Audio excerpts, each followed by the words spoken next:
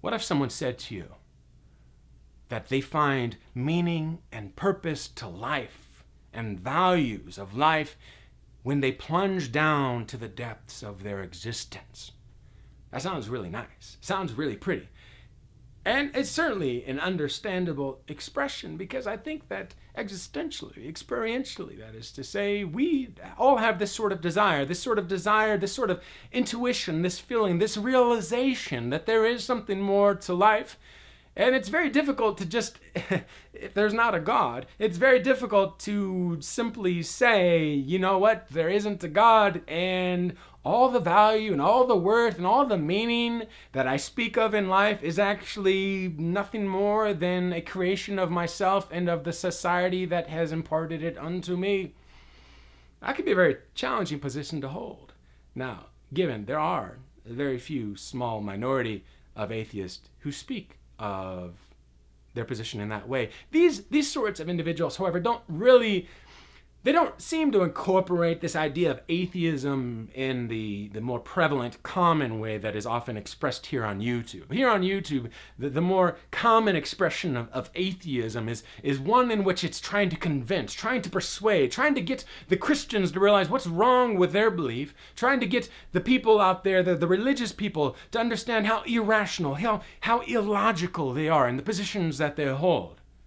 Now, granted, sometimes the Christians themselves set themselves up for this, because the manner in which they go about trying to convert the atheist is engaging in acts of argumentation, relying upon certain expressions and ideas of God that they've confined to a strict understanding of language and how it should operate, and then they put it together in the form of syllogisms, and then they present it to the atheist world, and they say, hey, atheist world, I'm smart, I just argued with you, I just showed how you were wrong. And then the atheist comes back and they say, bam, you actually have a lot of problems with that argument.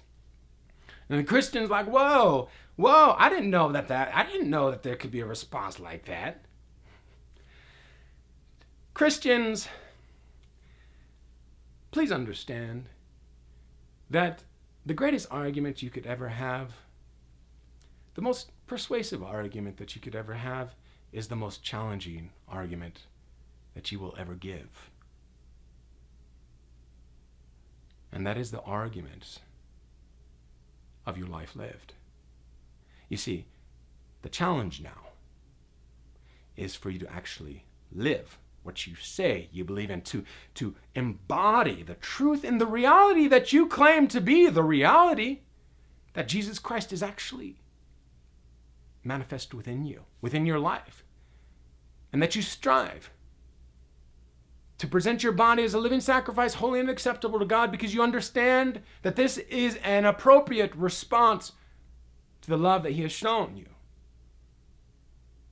And yet, many people, many Christians, take the far easier route of relying on argumentation, on relying on forms of persuasion that try to create these structures of language so as to appeal to these ideas, these concepts that we have of rationality and reason and logic, and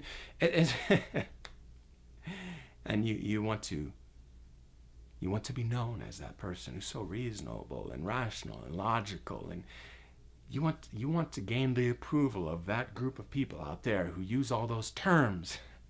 Did you forget the one that you've placed your trust in? Do you forget that the call He has placed on your life is one that involves an acceptance, a willingness to have humility, and to understand that you are going to say things to the world that they are going to think is really stupid, dumb, illogical, irrational. And there's no language game you can play that's ever going to change that.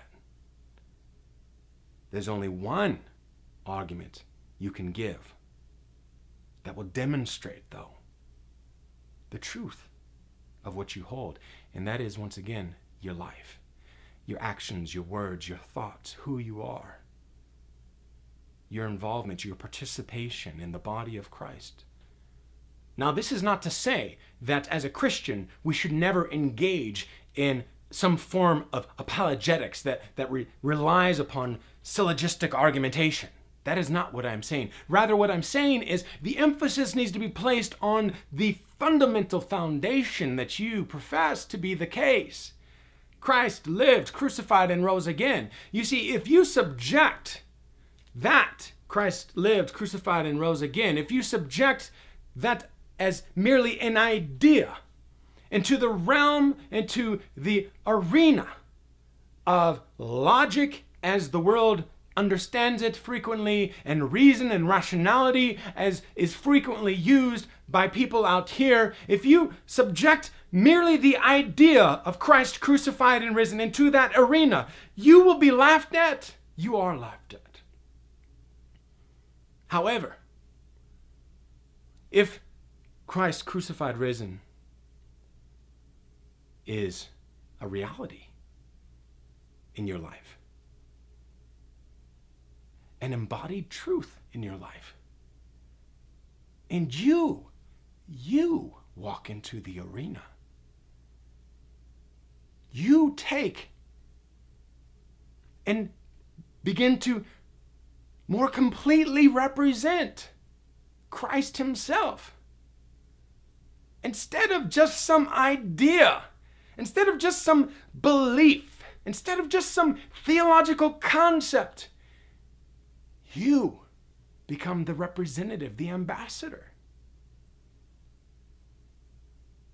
This is, as I've said, the far more challenging task, but it is the one that Christ has called us to.